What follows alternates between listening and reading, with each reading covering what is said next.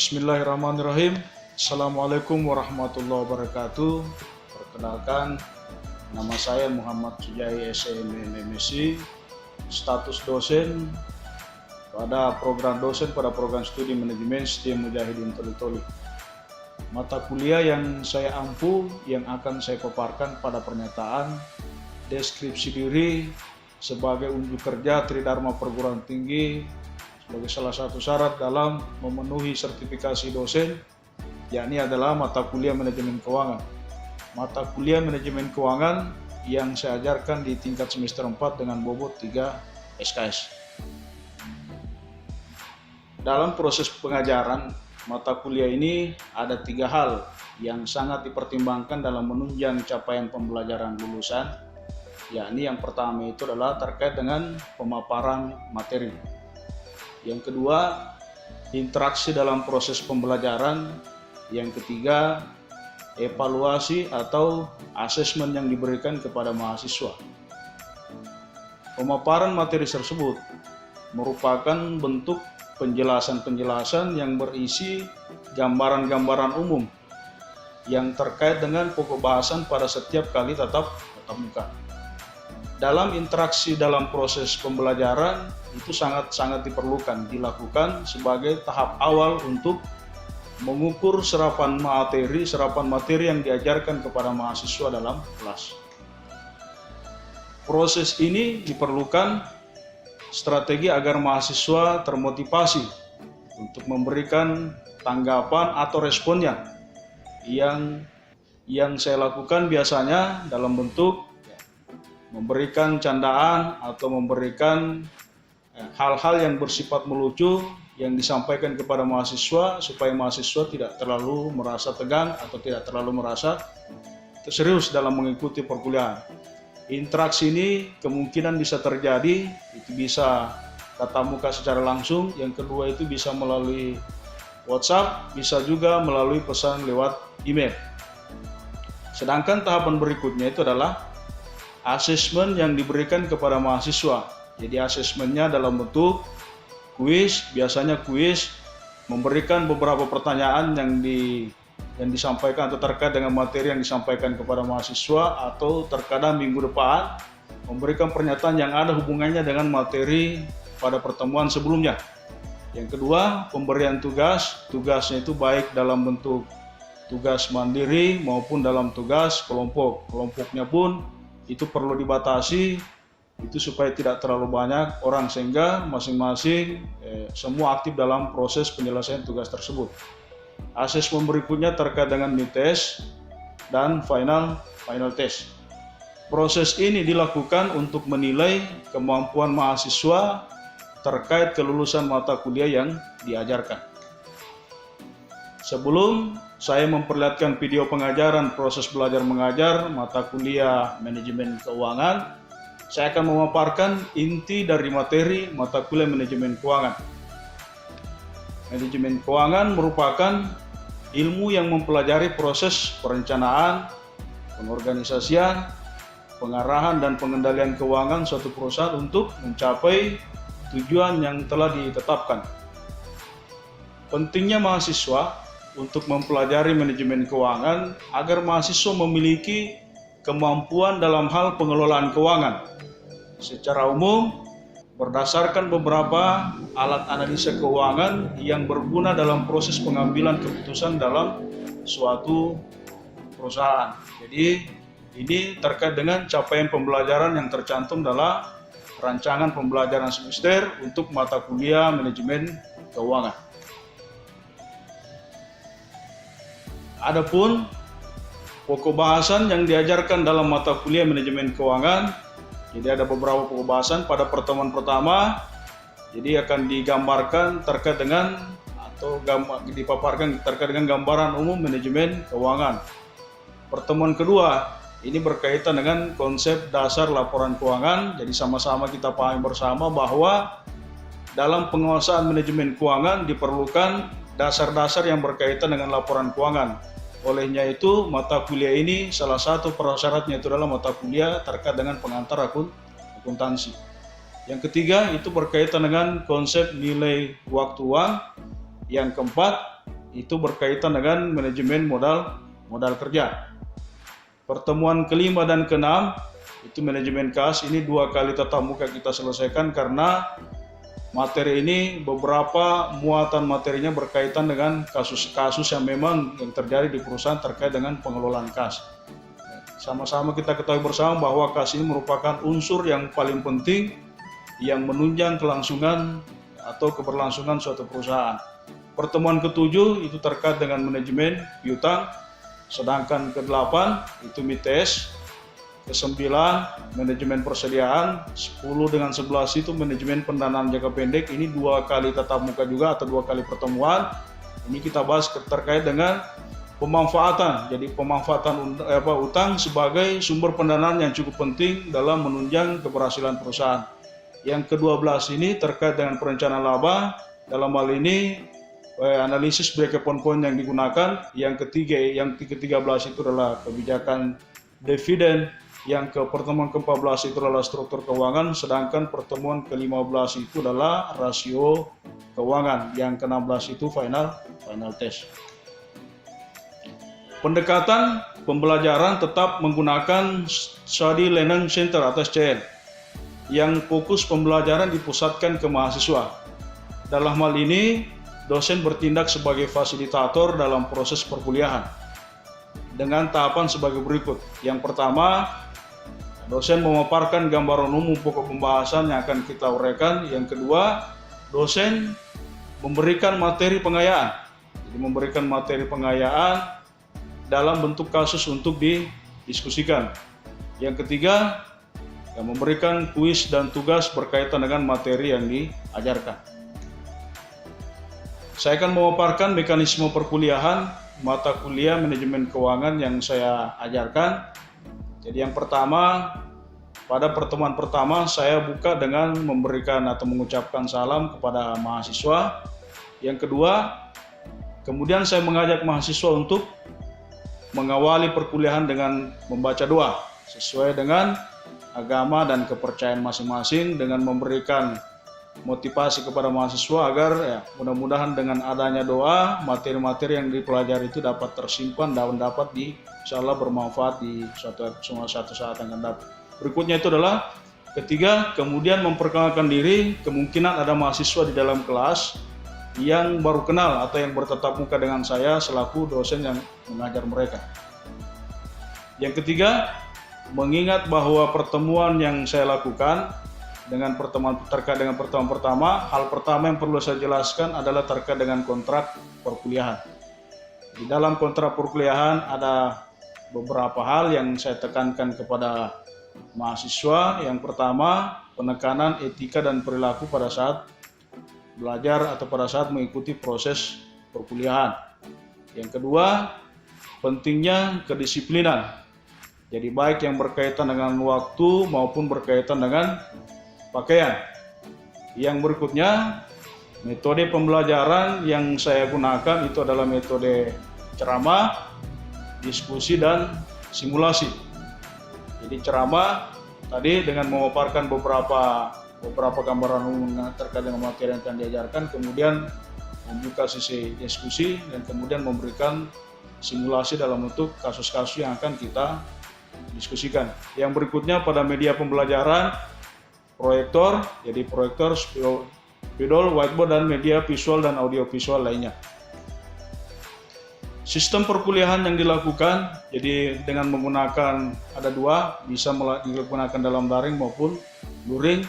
Kebetulan beberapa semester kemarin pada masa pandemi itu digunakan model pembelajaran daring, jadi baik melalui menggunakan aplikasi Zoom, WhatsApp, dan Google Meet.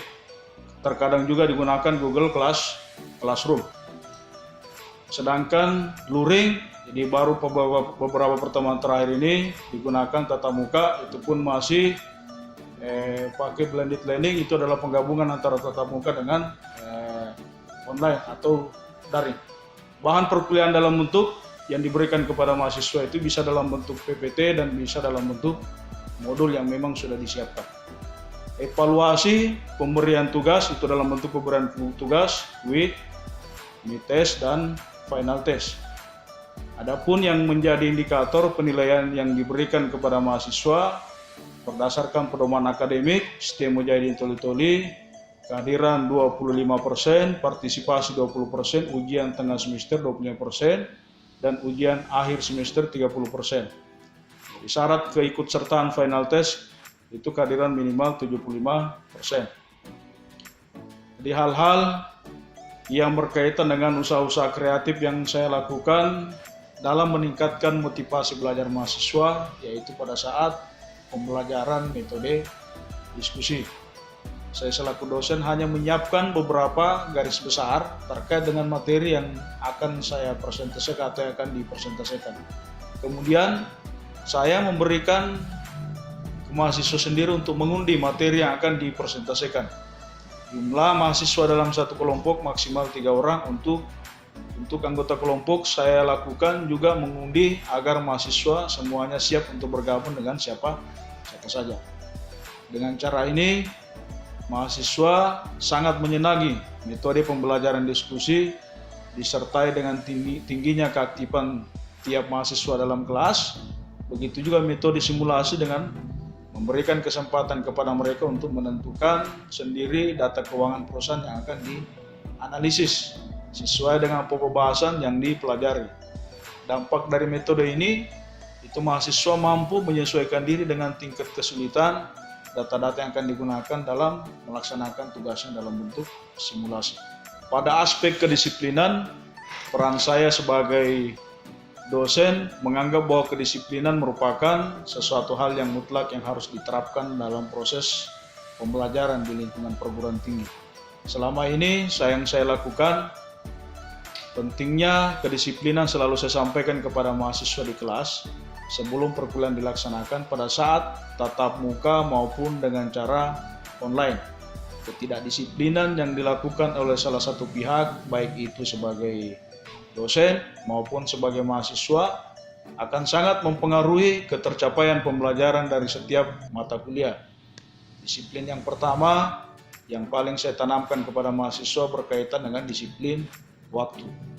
Saya sebagai dosen sangat menghindari adanya keterlambatan pada jam perkuliahan. Standar waktu yang mata kuliah perkuliahan yang akan saya jadikan sebagai dasar itu adalah mata waktu yang telah ditetapkan oleh bagian administrasi akademik ataupun jadwal yang disepakati dalam kontrak perkuliahan pada tatap muka pertama setiap semester. Baik dari aspek keteladanan juga, aspek keteladanan dalam proses pembelajaran saya anggap sangat penting. Saya selaku dosen perannya sebagai pendidik itu memperlihatkan perilaku dan etika yang bisa diteladani oleh mahasiswa. Saya dalam melaksanakan pembelajaran senantiasa menekankan bahwa mahasiswa itu harus menaati aturan-aturan yang telah ditetapkan oleh institusi atau STI itu sendiri, terutama berkaitan dengan proses perkuliahan. Hal itu saya contohkan berkaitan dengan keteladanan saya sebagai dosen adalah dengan cara memberikan hal-hal atau menampakkan sesuatu hal yang berkaitan dengan keteladanan, terutama berpakaian dan bertingkah laku serta berkomunikasi dengan mahasiswa. Di penampilan terutama yang saya kenakan itu pada saat saya mengajar itu harus sesuai dengan etika dan norma yang telah ditetapkan oleh perguruan tinggi. Pada saat memberikan perkuliahan orang lain, terkait dengan pembicaraan dengan orang lain dengan menggunakan alat komunikasi di depan kelas atau dalam ruangan itu jika dimungkinkan tidak dilakukan agar mahasiswa tidak mencontoh atau tidak meniru apa yang kita lakukan. Saya kira cukup pernyataan deskripsi diri sebagai unjuk kerja Tridharma Perguruan Tinggi dalam bidang pengajaran. Baiklah, saya akan memperlihatkan video pengajaran saya untuk mata kuliah manajemen keuangan, salah satu pokok bahasan terkait dengan konsep dasar laporan keuangan dengan menggunakan via Zoom. Bismillahirrahmanirrahim. Assalamualaikum warahmatullahi wabarakatuh. Waalaikumsalam warahmatullahi wabarakatuh. Selamat berjumpa kembali di mata kuliah manajemen keuangan dengan materi yang kedua berkaitan dengan konsep dasar laporan keuangan. Jadi materi yang kedua ini, jadi kalau kita berbicara mengenai konsep dasar laporan keuangan, tentu di benaknya kita semua bahwa yang akan kita pelajari terkait dengan pengertian dasar apa itu laporan keuangan.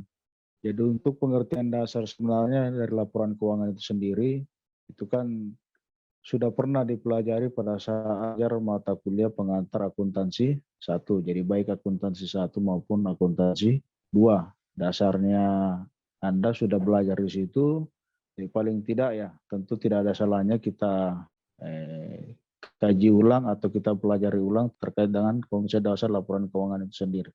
Jadi di pokok pembahasan yang kedua ini, jadi capaian pembelajaran yang diharapkan yaitu adalah mahasiswa. Jadi setiap mahasiswa dapat memahami atau memiliki kemampuan menjelaskan pentingnya konsep dasar dalam menyajikan laporan keuangan sebagai bagian dalam proses pengambilan keputusan keuangan perusahaan. Jadi capaian pembelajarannya setiap mahasiswa dapat memahami dalam bentuk menjelaskan. Jadi bagaimana pentingnya konsep dasar dalam menyajikan laporan keuangan sebagai bagian dalam proses pengambilan keputusan keuangan perusahaan. Pada pertemuan pertama sebelumnya, kita sudah bahas materi yang berkaitan dengan keterkaitan antara akuntansi dengan manajemen keuangan. Sebagaimana yang saya sampaikan bahwa akuntansi merupakan informasi atau merupakan data yang akan digunakan dalam proses pengambilan keputusan dalam suatu perusahaan. Jadi sebagaimana saya katakan bahwa akuntansi tidak ada apa-apanya kalau tidak ada yang namanya manajemen keuangan juga tidak bisa berbuat apa-apa tanpa yang namanya laporan keuangan, tanpa yang namanya akuntansi. Jadi sekali lagi saya ulang bahwa capaian pembelajaran pada pokok pembahasan ini terkait dengan setiap mahasiswa mampu memahami dalam bentuk mampu menjelaskan pentingnya konsep dasar dalam menyajikan laporan keuangan sebagai bagian dalam proses pengambilan keputusan keuangan perusahaan. Adapun yang menjadi pokok bahasan pada pertemuan kali ini atau pertemuan yang kedua ini, yang pertama pengertian laporan keuangan, saya kira semuanya sudah dipahami semua apa yang dimaksud dengan laporan keuangan. Jadi sebagaimana materi yang sudah dipelajari dulu pada pengantar akuntansi 1, yang kedua itu adalah jenis-jenis laporan keuangan. Jenis-jenis laporan keuangan ada beberapa jenis yang berkaitan dengan laporan keuangan. Yang ketiga, tujuan laporan keuangan. Apa sih yang menjadi tujuan laporan keuangan? Yang keempat, karakteristik laporan keuangan. Jadi kalau berbicara mengenai karakteristik ini berkaitan dengan syarat-syarat yang harus dipenuhi, jadi syarat-syarat yang bersifat kualitatif yang harus dipenuhi oleh laporan keuangan itu sendiri. Terus yang kelima, unsur laporan keuangan. Unsur itu terkait dengan apa semua yang menjadi isi dari laporan keuangan itu sendiri. Yang keenam itu terkait dengan pengguna laporan keuangan. Pengguna laporan keuangan ini adalah pihak-pihak yang akan menggunakan laporan keuangan itu sendiri. Yang berikutnya, asumsi dasar penyusunan laporan keuangan. Jadi ada asumsi dasar dalam penyusunan laporan keuangan. Yang kedelapan, pengakuan dan pengukuran unsur dalam laporan keuangan. Jadi pengakuan dan pengukuran unsur dalam laporan keuangan. Oke, sekarang kita masuk di pengertian laporan keuangan. Jadi laporan keuangan pengertiannya adalah daftar ringkasan akhir transaksi keuangan organisasi atau perusahaan yang menunjukkan semua kegiatan operasional perusahaan dan akibatnya selama satu periode. Jadi pengertian dari laporan keuangan itu sendiri adalah daftar ringkasan akhir transaksi keuangan organisasi perusahaan yang menunjukkan semua kegiatan operasional perusahaan dan akibatnya selama satu periode. Oke, sekarang mungkin ada yang bisa menjelaskan kira-kira apa yang dimaksud dengan kenapa disebut laporan keuangan itu sebagai daftar ringkasan. Jadi daftar ringkasan akhir transaksi keuangan. Jadi akhir transaksi keuangan, makanya laporan keuangan itu umumnya dibuat per 31 Desember atau akhir periode. Jadi baik organisasi maupun perusahaan yang menunjukkan semua kegiatan operasional perusahaan dan akibatnya selama satu periode. Nah, sekarang mungkin ada yang bisa jelaskan daftar ringkasan, kenapa disebut sebagai daftar ringkasan? Insya Allah tidak ada masalah kalau ada yang jawab. Ya, tidak usah takut jawab. Tidak ada yang jawab ini kalau dikasih pertanyaan, ada yang jawab, tiba-tiba jatuh giginya satu. Nah, itu kan tidak, insya Allah tidak ada. Kalau ada yang jawab tiba-tiba jawab pertanyaan saya, tiba-tiba jatuh giginya, insya Allah minggu depan atau besok saya bawa ke dokter gigi, suruh tambal dia punya gigi. Nah, sudah pernah lihat daftar? Pernah lihat daftar? Pernah? Pernah. Pernah ya. Tahu ringkasan? Tahu ringkasan? Tahu. Tahu. Tahu. Nah, tidak mungkin tidak tahu ringkasan. Bisa enggak dibayangkan apa isinya laporan keuangan itu? Rincian, Pak, rincian. Rinci? Pencatatan.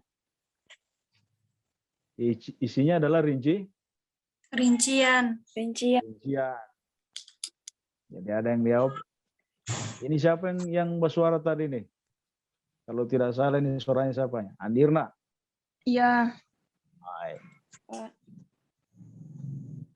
Daftar itu identik dengan rinci? Rincian. Daftar itu identik dengan nilai atau nominal yang diuraikan atau yang dirinci. Ringkasan. Kenapa ringkasan? Karena mengingat bahwa nilai yang terdapat dalam laporan keuangan itu sebenarnya itu prosesnya cukup panjang. Jadi mulai dari proses pencatatan, setelah dicatat kemudian dibukukan dalam bentuk jurnal dan segala macam, ya. Dan pada akhirnya muncul satu nilai yang terdapat pada laporan keuangan. Jadi perhatikan akhir transaksi keuangan baik di organisasi maupun perusahaan. Jadi hampir semua organisasi dan perusahaan itu memiliki laporan keuangan. Nah, tinggal kita lihat kalau di organisasi profit ya ada laporan keuangan yang tidak ada di situ. Contohnya laporan rugi laba. Jadi di sini ditunjukkan yang menunjukkan semua kegiatan operasional. Jadi semua kegiatan operasional perusahaan. Jadi kalau bicara mengenai kegiatan operasional perusahaan identik dengan isian-isian yang masuk di laporan laba rugi. Jadi isian atau rekening atau akun yang terdapat pada laporan laba rugi dan akibatnya selama satu periode. Jadi kalau berbicara masalah akibat itu berbicara dampak, berbicara mengenai hasil akhir yang tergambarkan pada laporan posisi keuangan atau terkadang disebut laporan neraca. Oke. Sekarang kita lihat jenis-jenis laporan keuangan menurut PESAK. Jadi menurut PESAK, jadi PESAK itu kepanjangan dari Peraturan Standar Akuntansi Keuangan. Jadi ada beberapa jenis laporan keuangan. Yang pertama itu adalah neraca atau kadang-kadang disebut balance sheet. Yang kedua itu adalah laporan rugi laba atau disebut income statement. Laporan arus kas atau disebut sebagai cash flow, laporan perubahan modal, catatan atas laporan keuangan. Sekarang saya tanya, apa yang dimaksud dengan neraca? Neraca adalah laporan yang menggambarkan posisi keuangan. Laporan yang menggambarkan posisi keuangan, baik posisi aktiva, pasiva, dan modal. Aktiva, pasiva, dan modal. Jadi aktivanya di sebelah mana dia? Aktif di sebelah Kiri. Aktiva di sebelah kiri atau kanan? Kiri, Pak. Hah? Kiri. Kalau ada yang jawab laporan keuangan neraca yang aktivanya di posisi kanan, nah berarti ya ada ilmu baru yang dia keluarkan, yang belum ada rujukan sama sekali. Masalahnya belum pernah saya baca rujukan laporan keuangan atau teori laporan keuangan yang saya baca, nah, itu dia buat neraca aktivanya di sebelah kanan. Jadi aktivanya di sebelah kanan, aktivanya di sebelah kiri, sebelah kanan itu dari sisi modal dan pasiva.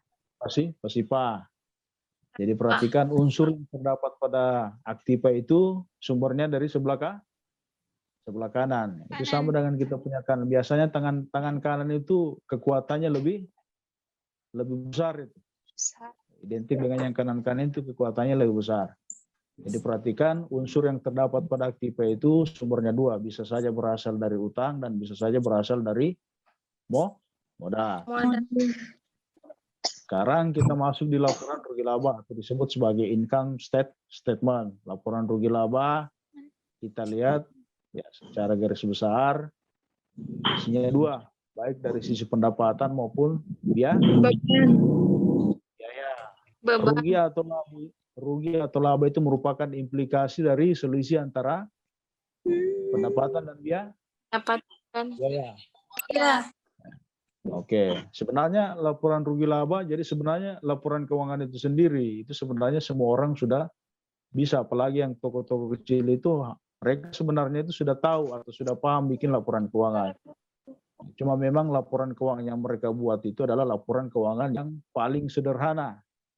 Jadi perhatikan laporan keuangan itu semakin kompleks dia punya ruang lingkup, maka semakin rumit juga dia punya akun yang terdapat pada laporan keuangan.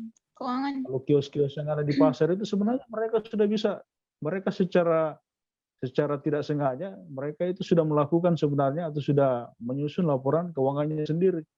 Kalau dia sudah hitung-hitung dari sisi pendapatannya berapa, dia sudah hitung-hitung dari sisi biayanya berapa, dia sudah tahu semua itu. Posisinya dia mengalami kerugian atau dia mengalami keuntungan. Sekarang kita masuk di laporan arus kas. Nah, kenapa disebut arus? Karena arus itu mulai dari sumbernya dari mana dan keluarnya kemana? Yang disebut arus kas. Nah, cuman memang transaksinya itu adalah transaksi yang basisnya itu adalah kas. Jadi bersumber dari 3 aspek. Jadi mulai dari pendanaan, operasional maupun investasi. Jadi baik dari sisi penerimaan maupun dari sisi pengeluaran. Nah, terus yang kedua itu adalah laporan perubahan Modal. Perubahan modal. Apa yang termuat di laporan perubahan modal? Nah, mudah-mudahan masih diingat dulu waktu mata kuliah pengantar akuntansi 1. Jangan-jangan cuma dosennya ini atau dosennya sudah dilupa juga ini yang mengajar pengantar akuntansi 1. Apa isinya laporan perubahan modal? Ada? Menggambarkan peningkatan atau penurunan aktiva, Pak. Menggambarkan peningkatan dan penurunan aktiva.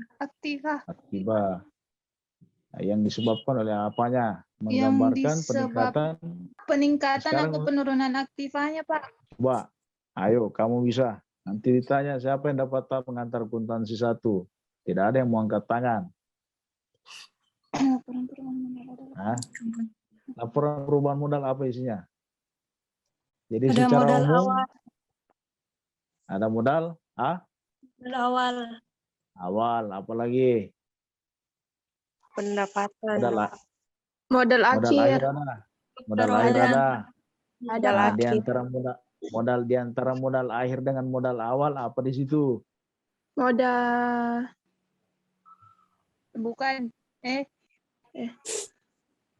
modal awal. Nah, Saldo perubahan laba rugi. Iya. saldo perubahan laba rugi.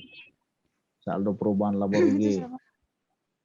Itu saja. Oke, sekarang kita lanjut ke catatan atas laporan keuangan berkaitan dengan poin-poin penting yang dicatat atas laporan keuangan atau penjelasan-penjelasan yang berkaitan dengan baik perubahan kebijakan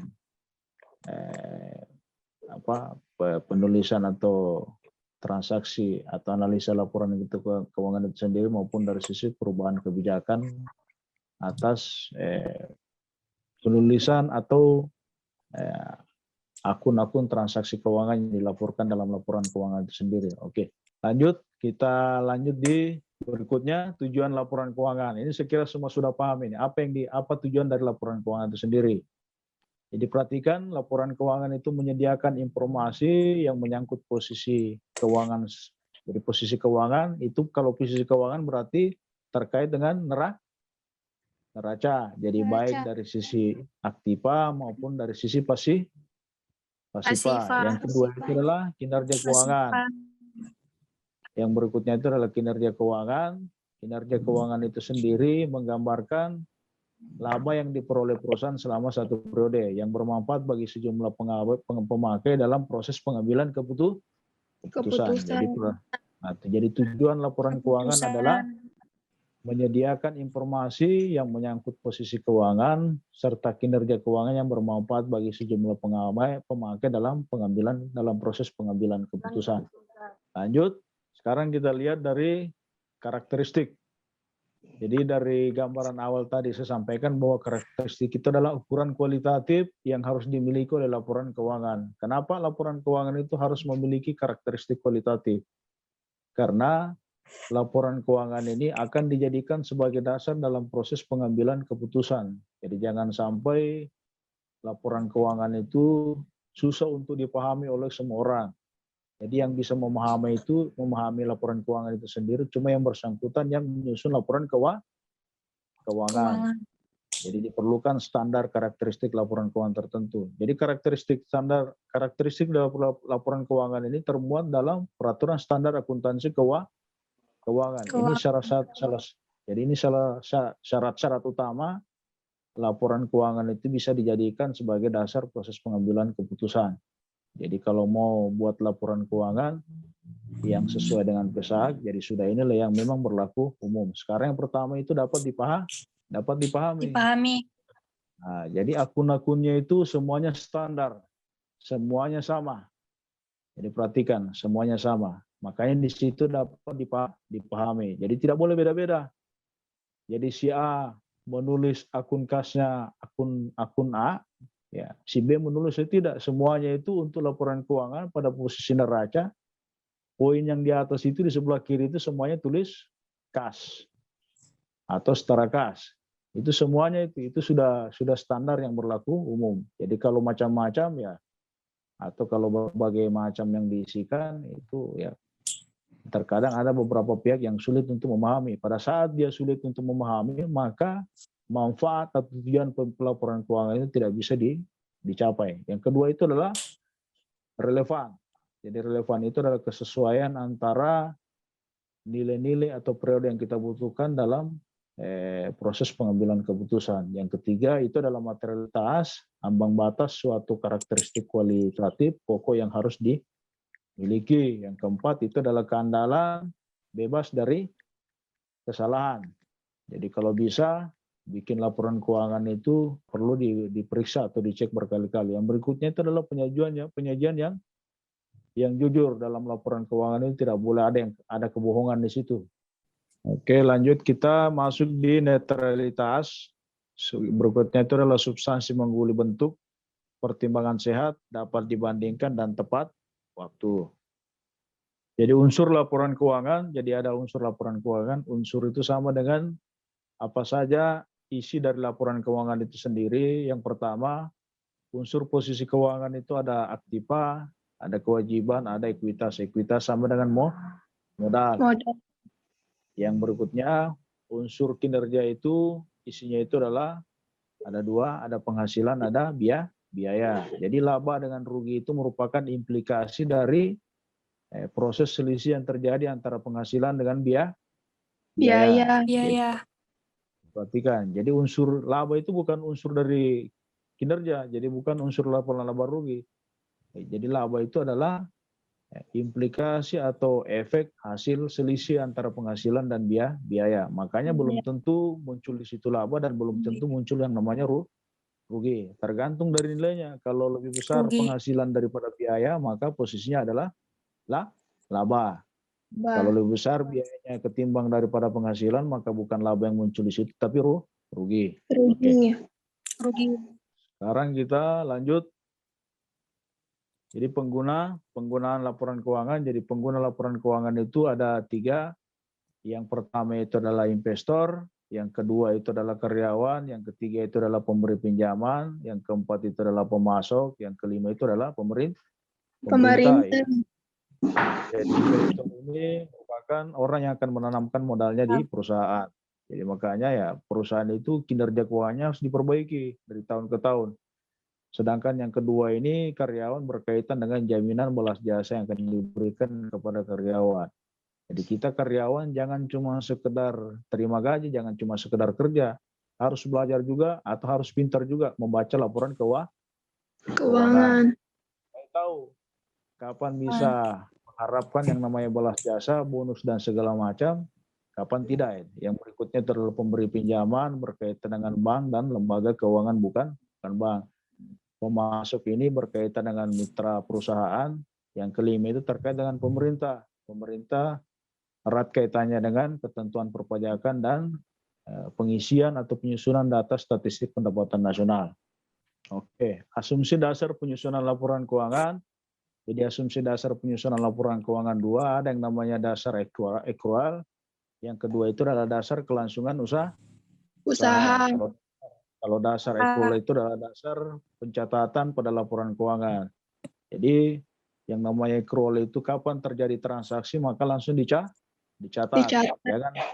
Jangan nanti ditunggu ada pengeluaran kas atau ada pengeluaran atau ada penerimaan kas baru catat. Pada saat terjadi transaksi maka langsung dicatat. Yang kedua dasar kelangsungan usaha. Perusahaan itu menyusun laporan keuangannya karena berharap bahwa usahanya ini bisa berkesinambungan atau bisa berkelanjutan. Tidak ada perusahaan itu menyusun laporan keuangan dengan cara ya dengan berharap bahwa perusahaan tahun depan itu dia akan berharap bahwa akan mengalami kerugian. Jadi dia susun laporan keuangannya untuk senantiasa memperbaiki atau melakukan pembenahan berkaitan dengan kinerja keuangan agar usahanya itu ke depan semakin berkembang. Yang berikutnya pengakuan dan pengukuran unsur laporan keuangan. Jadi pengakuan dan pengukuran. Pengakuan adalah proses pembentukan suatu pos yang memenuhi definisi unsur serta kriteria dalam laporan pos tersebut terpenuhi apabila ada kemungkinan bahwa manfaat ekonomi berkaitan dengan pos tersebut mengalir masuk atau keluar perusahaan. Jadi diakui dulu unsur yang terdapat pada laporan keuangan. Unsur apa saja, baik jadi unsur aktiva, pasiva maupun modal. Kalau dari sisi laba rugi, unsurnya itu adalah unsur pendapatan dan biaya. Jadi diakui dulu. Jadi harus memenuhi kriteria unsur definisi. Jadi perhatikan harus memenuhi kriterianya. Kriterianya apa? Ada manfaat ekonomi yang berkaitan dengan pos tersebut yang mengalir, baik mengalir masuk maupun keluar perusahaan. Oke, sekarang kita masuk di pengukuran.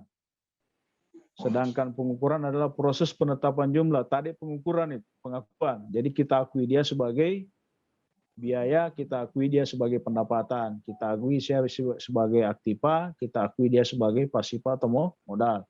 Sekarang kita ukur untuk menentukan nilainya. Berapa nilainya itu? Jadi proses penetapan jumlah uang, jadi jumlah uang yang dimasukkan. Jadi jumlah uang untuk mengakui dan memasukkan setiap unsur dalam laporan keuangan. Jadi perhatikan dasar pengukuran sebagai berikut. Biaya historisnya itu. Historis aktiva dicatat sebesar pengeluaran kas yang dibayar atau sebesar nilai wajar dari imbalan yang diberikan untuk memperoleh aktiva tersebut. Biaya kini dalam kurung. Ya, jadi biaya kini adalah aktiva dinilai dalam jumlah kas yang seharusnya dibayar bila aktiva yang sama atau setara aktiva diperoleh sekarang. Jadi perhatikan bedakan antara pengakuan dan pengukuran. Kalau pengakuannya itu diakui unsurnya masuk dalam pos ini. Tapi kalau pengukuran diakui besarnya ini. Diakui besarnya berapa banyak dia dikategorikan atau berapa banyak dia dikategorikan sebagai aktiva, dikategorikan sebagai pasiva, modal maupun pendapatan dan biaya. Jadi, nah sekarang materinya kita anggap selesai atau sampai di sini ada yang mau ditanyakan berkaitan dengan laporan keuangan? Ada? Mungkin ada hal-hal yang mau ditanyakan terkait dengan konsep dasar laporan keuangan. Jadi mulai dari pengertian, jenis laporan keuangan, unsur laporan keuangan, tujuan pelaporan keuangan, yang menggunakan laporan keuangan. Diperhatikan karakteristik dalam laporan keuangan, berkaitan dengan apa ini? pengakuan dan pengukuran unsur dalam laporan keuangan. Ada. Ada, oke. Ada, Pak. Apa? Atas nama siapa? Di bagian karakteristik. Karakteristik, oke. Ya, Pak. Ya, oke, silakan. Apa? Ada yang mau ditanyakan? Silakan. Patri, Apa atas nama siapa? Patri Wulandari. pertanyaan saya? Apa saja karakteristik kualitatif di dalam laporan keuangan di pemerintahan? Apa saja karakteristik laporan keuangan yang ada di Kualitatif laporan pemerintah? keuangan pemerintah. Di pemerintahan. Oke, jadi perhatikan karakteristik dalam laporan keuangan. Jadi baik organisasi yang sifatnya profit oriented maupun di organisasi bersifat pelayanan publik atau dalam hal ini pemerintahan itu pada dasarnya sama. Jadi sama, cuman memang jenis laporan keuangannya terkadang berbeda. Nah, seperti halnya laporan keuangan neraca itu hampir semua itu baik di organisasi profit oriented maupun organisasi pemerintahan itu semuanya menyusun yang namanya neraca. Cuman kalau laporan laba rugi tidak. Kalau di organisasi pemerintahan itu tidak mengenal yang namanya laporan laba rugi. Laporan yang mereka buat itu biasanya disebut sebagai laporan target dan realisasi anggaran. Cuman dari sisi karakteristik kualitatifnya itu, ya karakteristik kualitatifnya itu semuanya sama. Jadi syaratnya menyusun laporan keuangan harus dapat dipahami, menyusun unsur relevansinya ada, unsur materialitasnya ada, unsur kandelanya ada, penyajian yang jujur, netralitas itu ada. Jadi harusnya kalau mau bagus pemerintahan daerah itu laporan keuangan jangan direkayasa. Harus menyajikan laporan keuangan sesuai dengan kondisinya. Untuk Toli-Toli ini berapa tahun terakhir dengar informasi itu pernyataan yang baik yang dikeluarkan oleh Badan Pemeriksa Keuangan terkait dengan laporan keuangan pemerintah daerah ini. Jadi perhatikan terkait dengan karakteristik pada dasarnya sama antara instansi pemerintah maupun instansi swasta. Oke. Oke, masih ada? Oh iya, Pak. Makasih. Ya, oke. Sekali lagi saya sampaikan bahwa penjual-penjual yang ada di toko-toko itu, di pasar, itu pada dasarnya mereka sudah bisa sebenarnya menyusun laporan keuangan. Mereka bisa sebenarnya bikin laporan keuangan. Cuman yang kita selalu bayangkan ini laporan keuangan yang rumit terkait dengan akun-akun yang dimasukkan atau rekening-rekening. Jadi begitu banyak rekening yang harus dimasukkan. Itu padahal tidak sebenarnya. Jadi pada saat nanti Anda observasi terkait dengan tugas-tugas yang diberikan, maka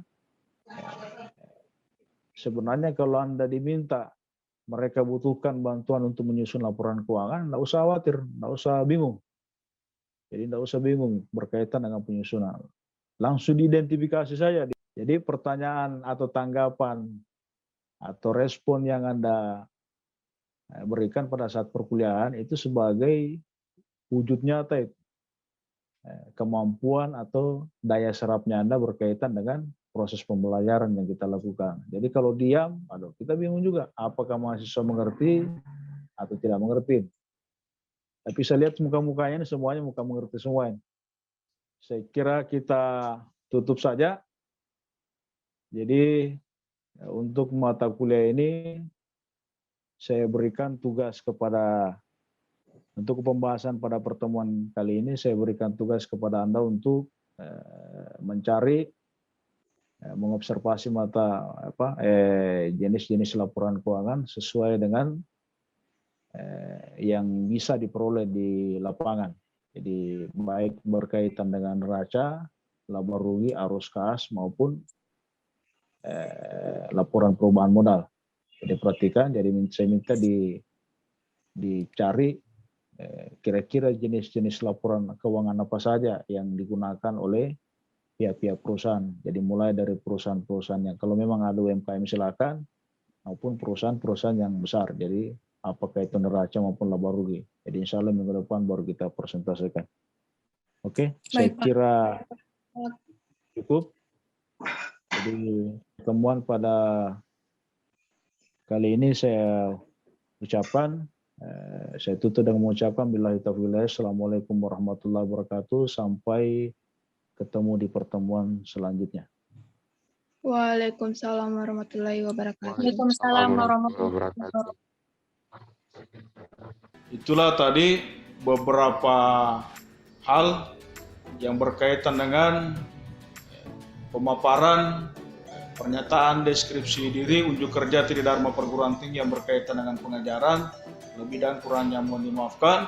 Saya tutup dengan mengucapkan billahi taufiq wal hidayah. Assalamualaikum warahmatullahi wabarakatuh.